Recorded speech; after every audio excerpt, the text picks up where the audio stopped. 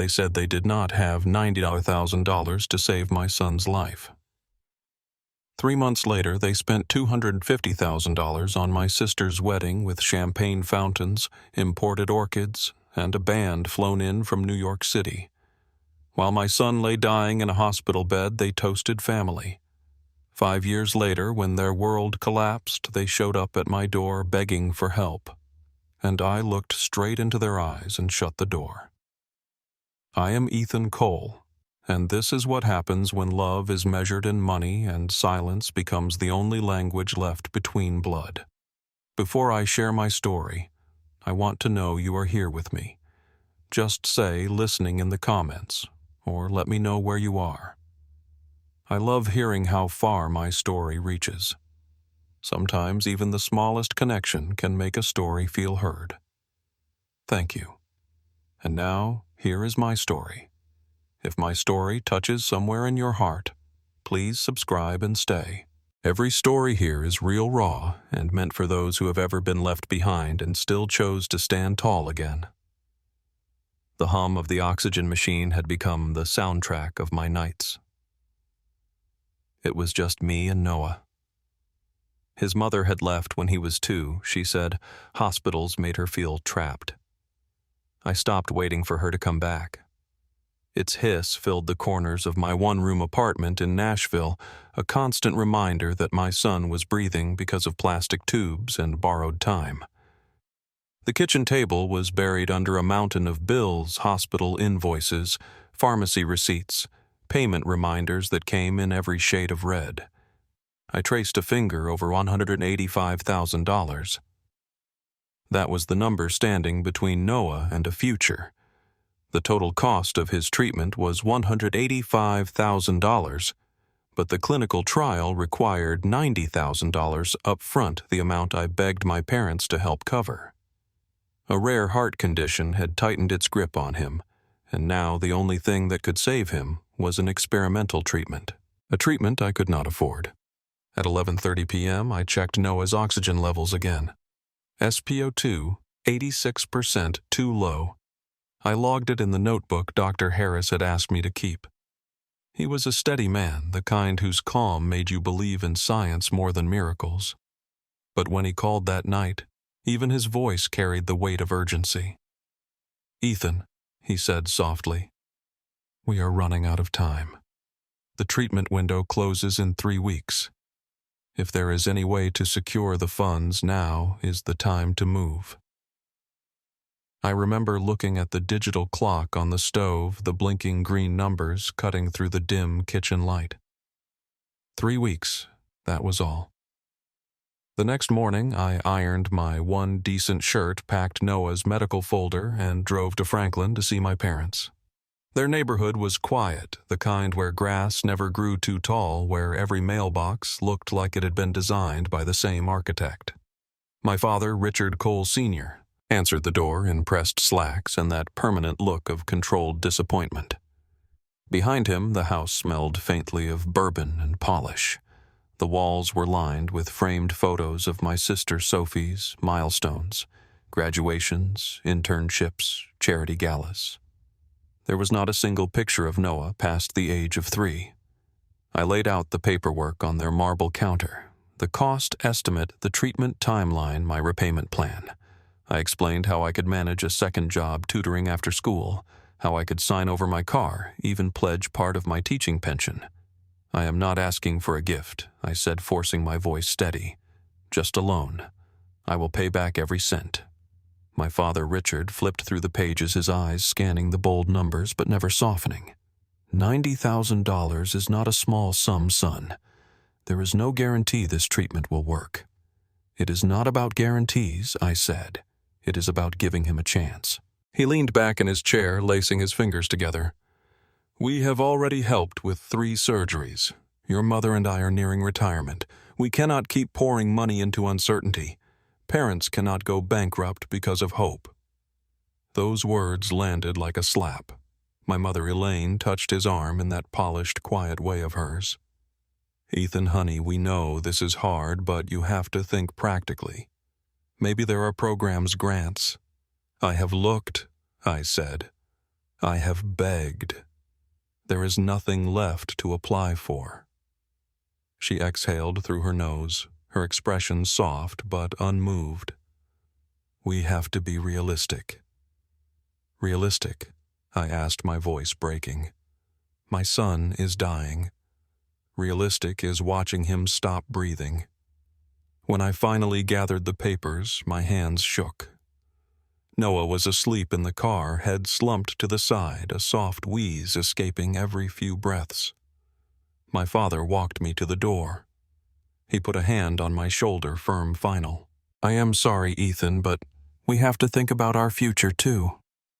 I looked back at the spotless house, the photographs, the gleaming floors that had never known the scuff marks of a child's sneakers. "You already chose your future," I said quietly. "I am just trying to save mine." Outside, the cold hit like a slap. I carried Noah to the curb, waited for the Uber under a dim porch light. When the car pulled away, I looked in the mirror one last time. The front door had already closed. Behind that door was everything I once thought family meant: comfort, safety, love.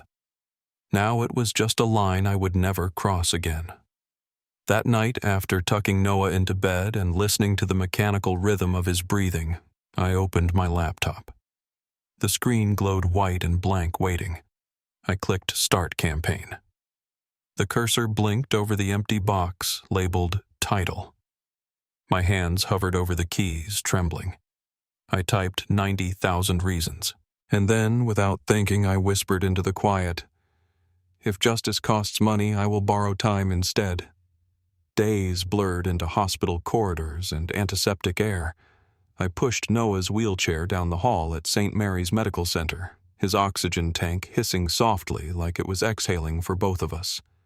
The nurses had started recognizing us by name. They smiled when we passed, but their eyes carried the same pity I was learning to hate. Between shifts, I checked my crowdfunding page, $12,000 raised in 2 weeks. Dozens of kind words, but also comments like, "Stop expecting strangers to fix your life." I deleted that one before I could start screaming. That same afternoon, my phone lit up with a family group call. My mother's voice came bright and buoyant. "Ethan, wonderful news. Sophie and Ryan finally booked their wedding venue in Savannah. The planner says it is absolutely breathtaking right on the Ogeechee River. We are covering the entire package." I froze. "How much are we talking?" "Oh, I am not sure yet," she said. "Base cost is around $80,000, but that does not include flowers or music. No budget limits, really. It is Sophie's big day. 80,000, the exact number I had begged for." A week later, Sophie called herself. "Ethan, I want you to be one of Ryan's groomsmen," she chirped. "The suits are only about $300. It would mean the world to me." I laughed, dry and hollow. 300 is a lot right now, Sophie." "Ethan," she sighed, "you've got to manage your money better." For a second, I forgot how to breathe. Manage my money better, as if I had not sold my watch and skipped meals to keep Noah's medicine coming. When I hung up, I took Noah to his stress test. He was so small on that treadmill, wires running across his chest like a fragile web. After 10 minutes, he could not go on. Dr. Harris led me into the hall, speaking softly. "His stamina is dropping. We are in the final 3 weeks of eligibility for the trial. After that, it may be too late." He did not have to finish the sentence. I already knew. That night my inbox pinged. An email had come through from the family group chain, except it was not meant for me. It was from the wedding planner forwarding a full proposal. I clicked it open and stared. Projected total cost, $250,000. Line items rolled down the page, venue $80,000. Catering $40,000. Florals $15,000. Gown $12,000. Band $10,000. Photography $8,000. Bachelorette in Atlanta $10,000.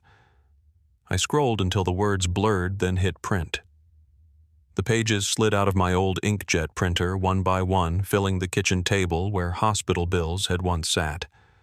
2 days later, I stopped by my parents' house to drop off Noah's insurance documents, hoping to remind them politely that he was still here, still fighting. My father was in the den, swirling a glass of bourbon. On the counter behind him sat a crate of imported wine labels in French gold-stamped. "It is for the rehearsal dinner," he said when he caught me staring. "Ryan's family appreciates good taste." I said nothing, but the sound of that cork popping stayed with me all night. Later, when I checked the crowdfunding site again, the donations had stalled. $12,000. A plateau of silence. Noah was asleep on the couch, his oxygen mask fogging gently with each breath. I opened my bank app negative balance after rent and prescriptions. My mother's voice echoed in my head. "We have to be realistic." Realistic meant choosing who gets to live comfortably and who just gets to live.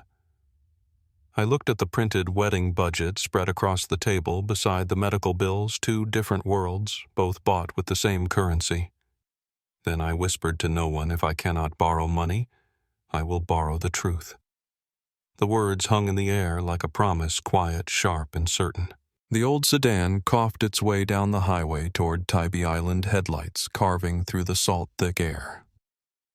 Noah sat in the back seat, his small hands pressed to the window, tracing the streaks of light from passing cars. He wore his favorite hoodie, the one with faded planets across the chest, a tangle of oxygen tubes trailing like extra constellations. Every few minutes I checked his breathing in the rearview mirror. The machine hissed softly beside him, the sound both comforting and cruel. We stopped at a diner somewhere outside Savannah, the kind with peeling red booths and coffee that tasted like it had been reheated all day. Noah stirred his chocolate milk and looked up. "Dad, do you think we will see a shooting star tonight?" "More than one," I said, forcing a smile. "The Perseids are early this year." He grinned, a spark of his old brightness flickering through the exhaustion that had settled over him. "Next year, can we see them again from the same spot?"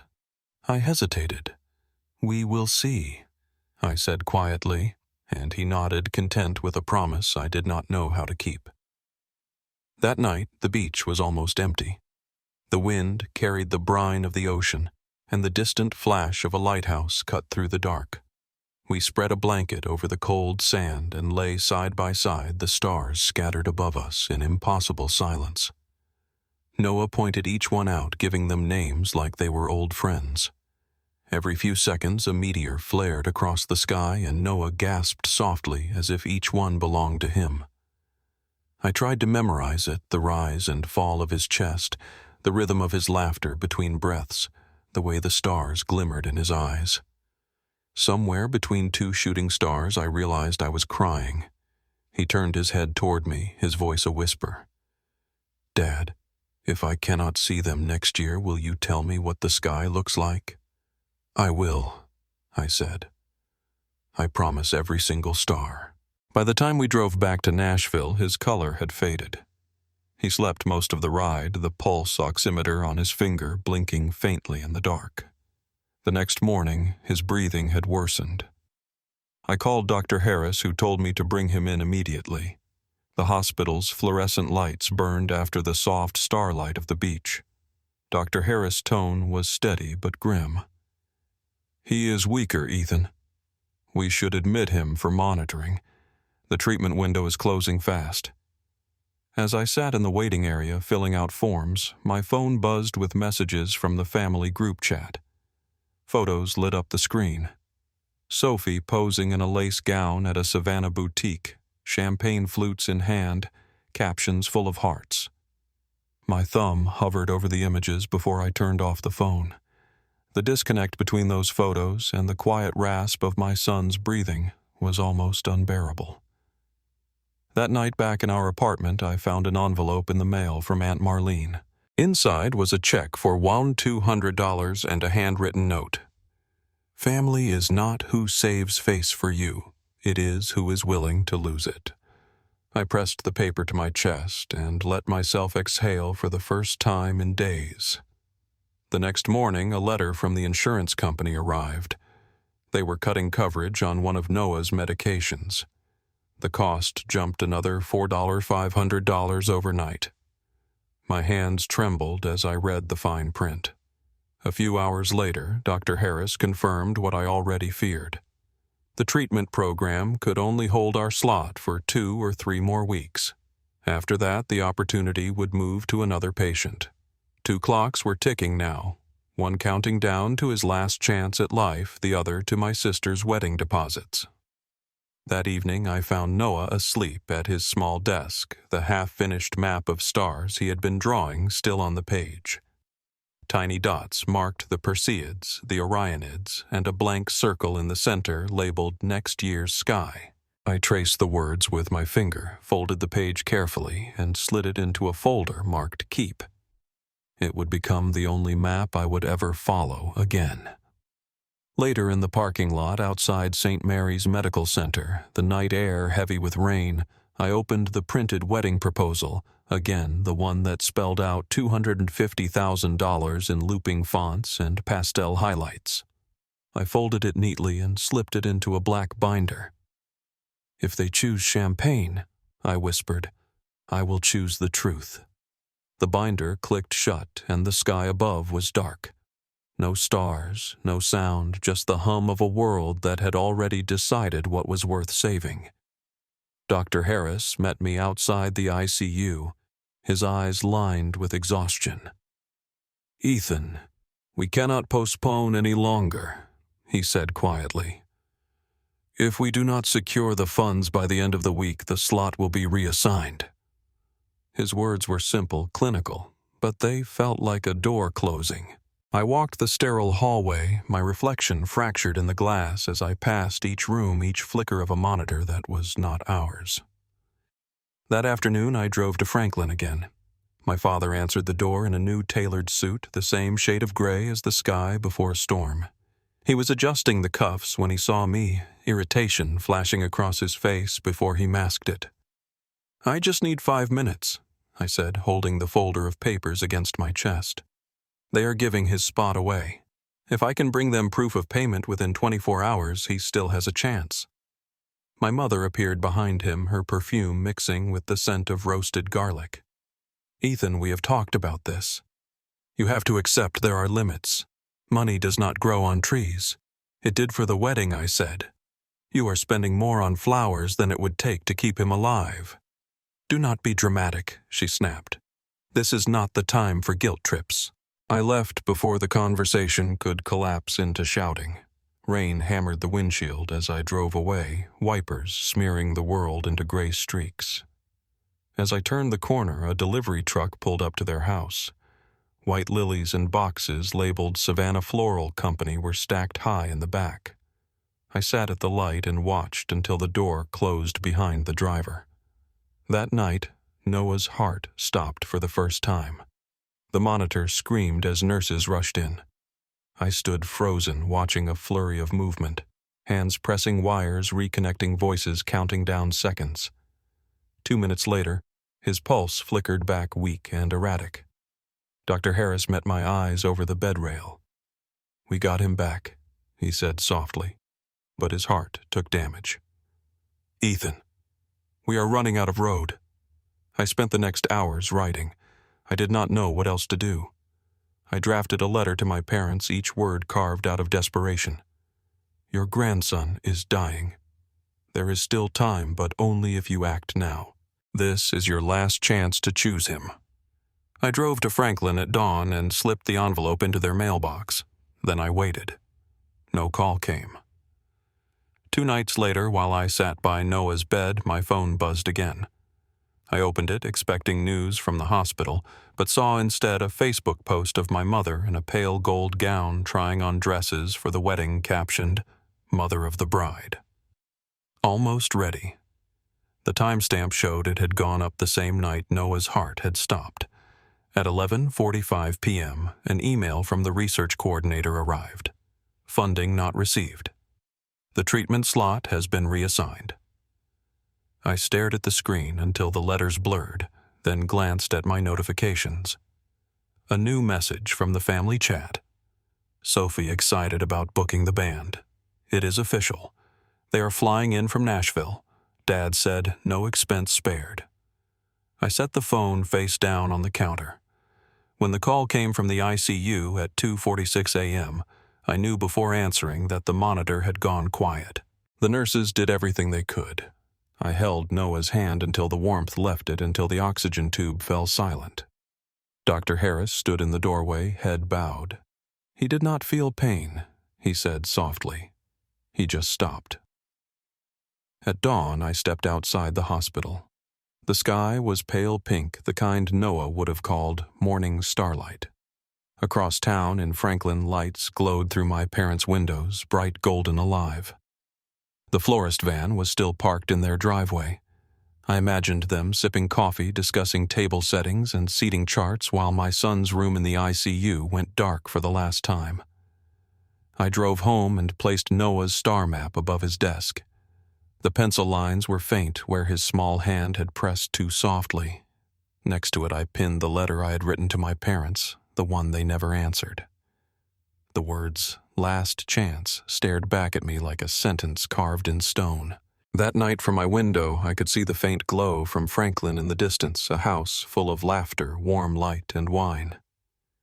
And I thought of what my mother had said once when I was a boy. That family meant being there when it mattered. I whispered into the quiet. It mattered now.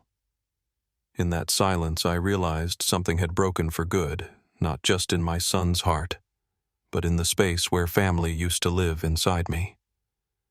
As the clock hit 2:46 again, the city lights flickered, and I promised him wherever he was that I would make them remember what they chose.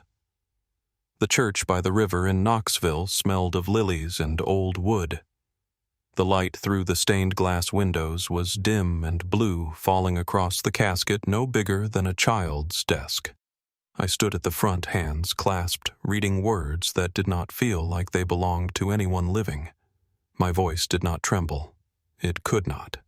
Dignity was the only thing I had left to give him. Claire, an old colleague who had stood by me through the worst years, stood near the first pew, her eyes red but steady. When the final hymn ended, she leaned close and whispered, "Do not forgive too early, Ethan. Forgiveness without truth is just another lie." Outside, rain drifted across the Cumberland River. The service had started without my parents. They arrived 45 minutes late, stepping out of their car in coordinated black coats, faces arranged in grief that looked more like inconvenience. My father muttered something about traffic. My mother smoothed her dress and said softly, "Sophie needs us back by 5 for the rehearsal dinner." After the burial, Elaine brushed invisible dust from her sleeve. It was a tasteful ceremony, she said, as if taste were what made death acceptable. I looked at the handful of people who had come, two of my students, a colleague from the science department, and a custodian who had brought wildflowers from his yard. That was our crowd. No photographers, no champagne, just the quiet of a river that did not care who was buried beside it. The next morning, my phone lit up with a flood of notifications. I opened one without thinking. Sophie's wedding photos tagged by half the family. The caption read, "Best day ever." She smiled under the Savannah sky veil caught in the wind fireworks rising over the Ogeechee River. In one photo, my father raised a glass of champagne, catching the light like liquid gold. The timestamp matched the hour I had been lowering my son's ashes into the ground. That night I sat at my kitchen table, again the same table that had once been buried in medical bills. I opened a new folder on my laptop and titled it Noah Project. One by one, I added files, hospital invoices, emails, photos of the wedding proposal, screenshots of text messages. I entered dates, times, numbers. Each line a record of how much a life cost and how little it mattered. A soft chime sounded from my phone, an automated message from the hospital's billing department.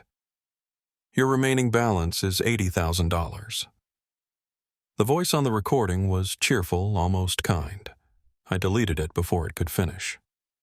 Later, Claire stopped by with a casserole neither of us touched. She placed an envelope on the counter. Inside was a photocopy of an old note she had found in a family box written years ago in my mother's handwriting. If I could only have one perfect child, I would choose Sophie.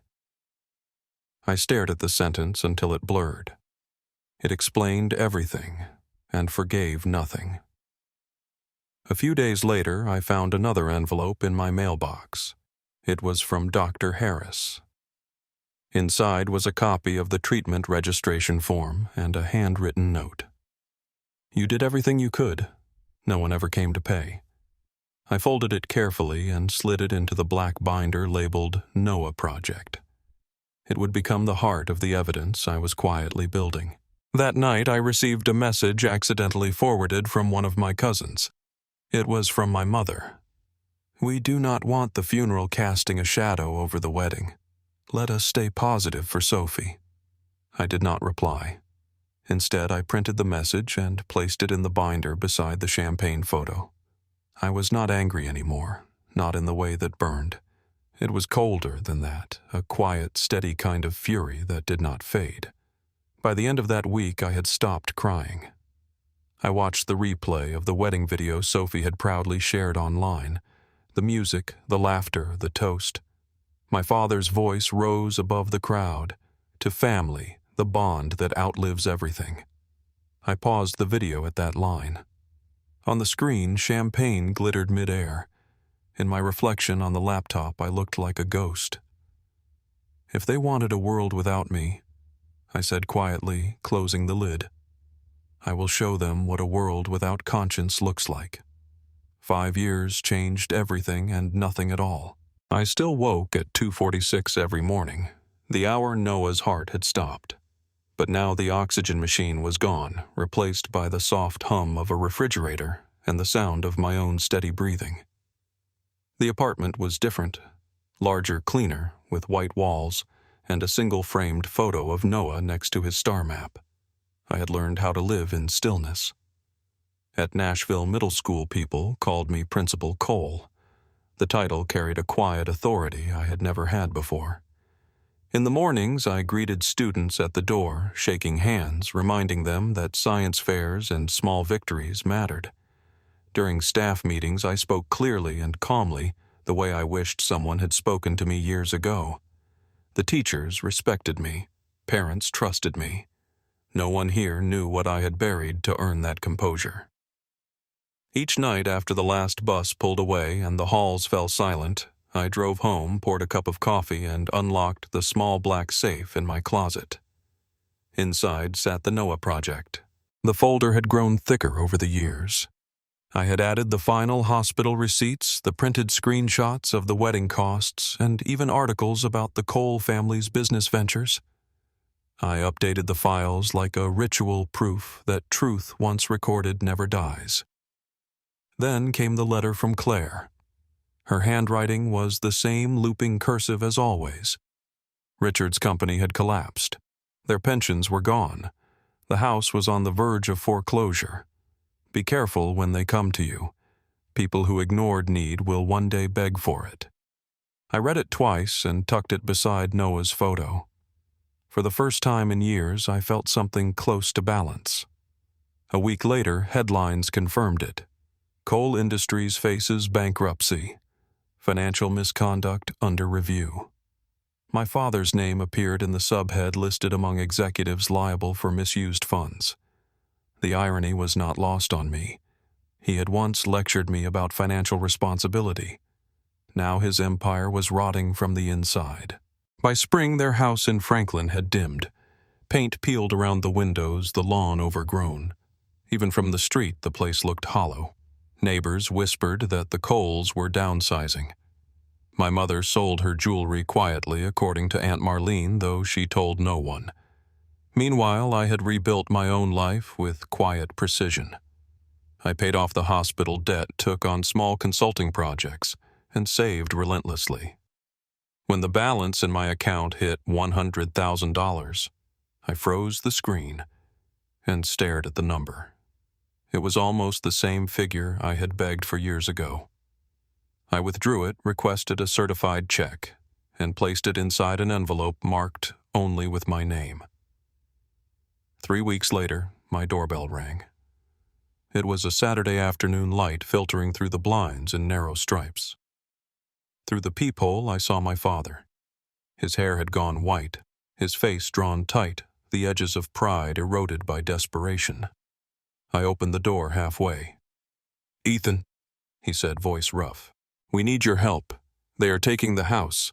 Your mother is not well." I kept one hand on the latch.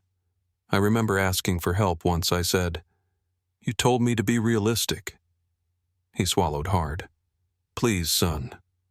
We just need $100,000 to hold the bank off, just until we can sell."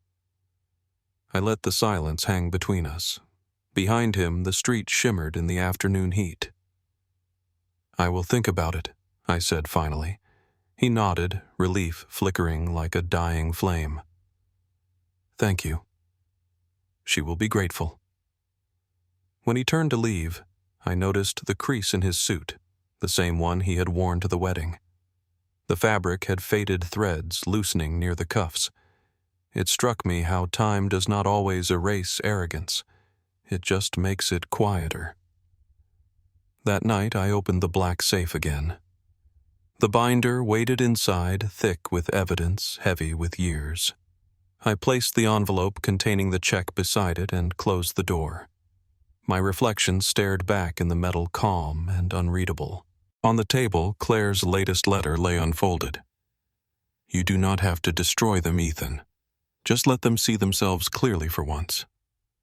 I glanced at Noah's star map still framed above my desk.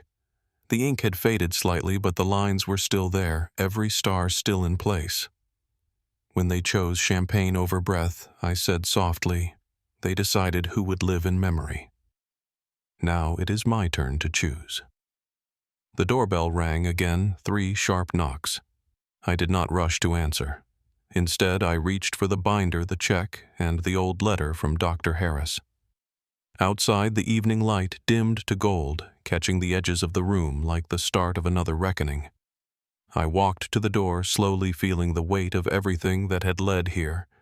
The silence, the grief, the patience sharpened into something far stronger than revenge.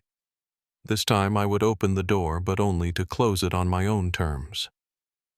Saturday rain ticked against my windows as I set the room. Coffee table cleared the black binder labeled Noah Project, centered like a case file. Laptop opened a small recorder beside it, the envelope with the $100,000 check tucked beneath my palm. On the wall, the clock slid to 2:46 p.m. They arrived on time. Richard with a folder, Elaine with swollen eyes, Sophie polished and rigid. I did not ask them to sit until the door latched. The apartment held its breath. "We brought our plan," my father said, raising his folder like proof of virtue. I let it hang there, then opened the binder and laid the pages in order, a screenshot of the crowdfunding total at $12,000, the hospital estimate stamped $90,000, the wedding invoice reading $250,000, a print of Sophie's glass lifted high, the timestamp matching the hour of the burial. Elaine reached for words that would not save her. "We regret it, sweetheart." "I do not need regret," I said. "I need the truth." I tapped the recorder. "When I asked for $90,000 to save Noah, I said to my father, 'How much sat in your retirement?'" He swallowed. "More than $400,000, but that was a lifetime of saving. And you spent $250,000 on Sophie's wedding." His gaze dropped. Sophie leaned forward. It was their gift. "You are rehashing the past." I slid the last envelope across the table. Out spilled a photo of Noah in the ICU, tubes arcing around his face, beside a glossy print of Sophie laughing under fireworks. Elaine broke then, the sound small and sharp. I set the certified check on the table. "I will help," I said, "but only if you say it out loud." Sophie shook her head. You cannot make them. Richard's voice cracked. We could have helped. We chose the wedding. Noah died because of that choice. Elaine pressed a hand to her mouth. We were wrong. If we could go back. You cannot, I said. But you can sign. From the binder, I drew a single page, a no-contact agreement, severing rights, claims, expectations, and future entanglements. I placed a pen on top. Rain tapped the glass. The clock hummed. They read or pretended to then sign their names, scratching across the paper like a sentence being carried out. I slid the check across the wood. At the door, Sophie turned back. You will regret this, she whispered. You proved you are as ruthless as they say. The difference is, I said, holding her stare, no one dies because of me. When the elevator doors closed, I locked the deadbolt and sat. The clock hands rested on 2:46, the same hour the monitors had gone silent.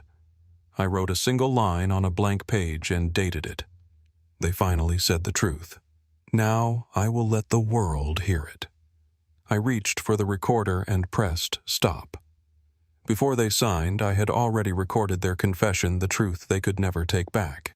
Later that night, I opened my laptop and composed an email to Aunt Marlene. I attached the audio file from the living room. I attached the wedding invoices, the hospital estimate, the screenshot of the crowdfunding total, the funeral photos, the printed post of champagne raised at the hour of a child's burial, and the signed no-contact agreement. I scanned Dr. Harris' note and included that too. You did everything you could. No one came to pay. At the bottom, I wrote one line. Tell them the champagne was poured with a child's breath. Then I hit send. Aunt Marlene did not reply. 2 days later, her post appeared, the true story of my nephew. It spread through the church newsletter, then the neighborhood groups, then the local paper that loved scandal dressed as morality. I did not comment. I did not need to. The recording did the speaking. My father's admission rode a quiet wave across town. By the end of the week, the consulting firm cut ties with Richard. The club did not renew their membership. Elaine slipped out of the women's circle at church and never went back. Sophie moved to another state, then vanished from family threads. One afternoon, an envelope arrived without a return address. Inside was a single torn scrap in my mother's hand. We deserve this. I folded it once and slid it between the final pages of the binder. Then I placed the binder in my safe, labeled the spine with a strip of white tape, and wrote one word, closed. There was money left after the check, $12,000 that had once felt like air to me. I opened a new account and named it the Noah Cole Fund. It would sponsor heart medication for children whose parents could not afford insurance. The banker asked who Noah was. My son, I said. He loved the stars. Summer came soft and hot. I drove east with a small urn beside me, the road unwinding to Tybee Island where the sky always felt larger. The beach was nearly empty. I walked to the line where the tide breathed in and out and twisted the lid. Ash lifted and vanished in the wind. For a second, the ocean glittered the color of champagne. Then it was only water again. Look, Noah, I said to the air, the sky is clear tonight. In the hush, I could almost hear him answer, That is perfect, Dad. I stood there until the sun slanted low and the horizon burned gold. The color reminded me of toasts and chandeliers, of the price someone had decided joy was worth. It did not sting anymore. The light reached the edges of the waves and softened there, as if the day itself were forgiving without forgetting. Back in the car, I tuned the radio until a song came on that Noah used to hum. I rolled the window down and let the salt air fill the cabin. The safe at home held the facts. The ocean held what was left of a boy who had loved meteors and milkshakes. Justice is not revenge. It is giving silence a voice and letting it travel farther than the money ever did. I turned the wheel toward the highway and did not look back. Sometimes the hardest thing about justice is not the fight itself.